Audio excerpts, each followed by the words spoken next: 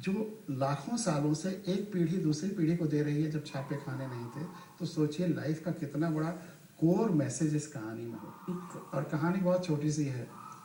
आपने भी सुनी होगी, मैं केवल इशारा करता हूँ, मैं डिटेल में नहीं सुनाऊंगा, लेकिन इशारा कहानी की तरफ करूँगा। दो चिड़िया थी, तोता मैना कह लीजिए, बहुत भूखे थे, बहुत ढूंढने पर उन्हें एक दाल का दाना मिलता है।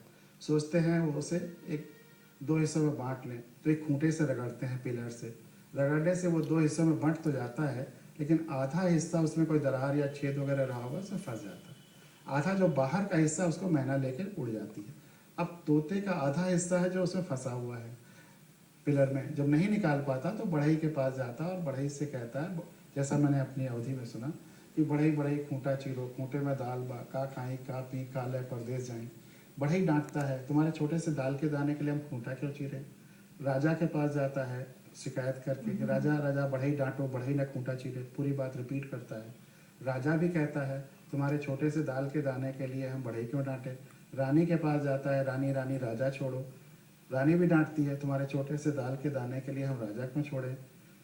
सांप के पास जाता है, स्नेक के पास, रानी काटो, सांप भी डांटता है। लाठी के पास जाता है कि सांप मारो, लाठी भी डांटता है। आग फायर के पास जाता है, लाठी जलाओ, वो भी डांटता है। नदी के पास जाता है, आग बुझाओ, नदी भी डांटती है। हाथी के पास जाता है, नदी सोख लो, नदी पी लो, हाथी भी डांटता है। जब सबसे निराश हो जाता है, अब तोता रोते हुए जा रहा है, उसका रोना एक चींटी सुनती है और उससे आकर रोने का कारण पूछती है। और जब पूरी बात तोता बताता है तो चींटी कहती है चलो मेरे वश में जितना है उतना मैं करूंगी। और चींटी के वश में क्या है, रेंगना, तो हल्के हल्के हाथी के सूंड में रेंगने लगती, क्रॉल करने लगती। तब हमारी अवधि में जैसा मैंने सुना कि सूंड में घुसो घुसो मत कोई, हम तो नदी सोखब लोई, ऐसा हाथी कहता। और हाथी नदी सोखने जाता है तो नदी आग बुझाने को तैयार हो जाती है।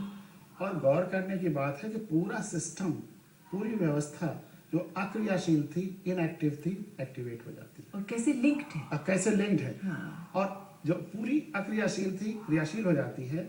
अब इस कहानी में आप बताइए कि सबसे ज्यादा पावरफुल कौन है, सबसे ज्यादा शक्तिशाली कौन है, सबसे बड़ा लीडरशिप क्वालिटी किसमें है, सबसे agent of change, the agent of change कौन है, सबसे बड़ा मैनेजरियल क्वालिटी कौन है, सबसे बड़ा रोल मॉडल कौन है, सबसे बड़ा वो एलिमेंट कौन है जिस पे लिटरेचर लिखा जाना चाहिए।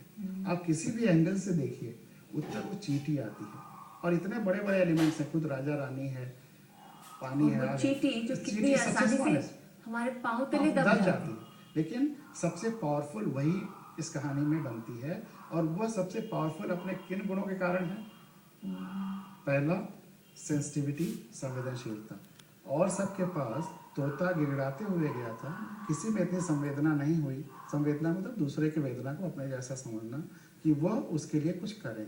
लेकिन चींटी में इतनी संवेदना हुई कि जब तोते का रोना सुना तो आकर के उससे रोने का कारण पूछती है। और कोई बड़े बड़े पुल नहीं बांधे, बोला मेरे से जो थोड़ा सा हो सकता है, मेरे जो हो सकता थोड़ा सा उतना ही करूंगी। और वह संवेदना के साथ किया गया थोड़ा सा काम, यही बात तो मैं हर स्कूल में जा जाके बच्चों से कहता हूँ कि बच्चों पूरी संवेदना के साथ तुम्हारा किया गया थोड़ा सा काम स्विच की तरह से असर करता है। और पूरा सिस्टम जो इनएक्टिवेटेड तुम्हें लगता है वो एक्टिवेट हो सकता है। तुम जो बनना चाहते हो बन सकते हो, तुम जो सपने देखना चाहते हो सब पूरे हो सकते हैं, जैसा भविष्य चाहते हो तुम्हारा या देश का या धरती का सब हो सकता है। लेकिन शर्त यही है कि तुमको संवेदनशील होना होगा और जो तुम्हारे वश में है उतना करते रहना होगा। बहुत सुंदर। गिरीश जी, एक और विराम के लिए जाते हैं, जब वापस आएंगे तो बात करेंगे कि आप भी एक सिस्टम में काम करते हैं, हम सब एक सिस्टम में रहते हैं, मगर हम में से कितने लोग वो एजेंट ऑफ चेंज या चेंज मेकर बन सकते हैं। और बहुत सारे लोग बोलते हैं सेंसिटिविटी तो हमारे कंधे पे बैठी है, हम सेंसिटिव हैं, तो हम कैसे सेंसिटिविटी समझते हैं, अपना फर्ज समझते हैं, और चेंज का एजेंट हम कैसे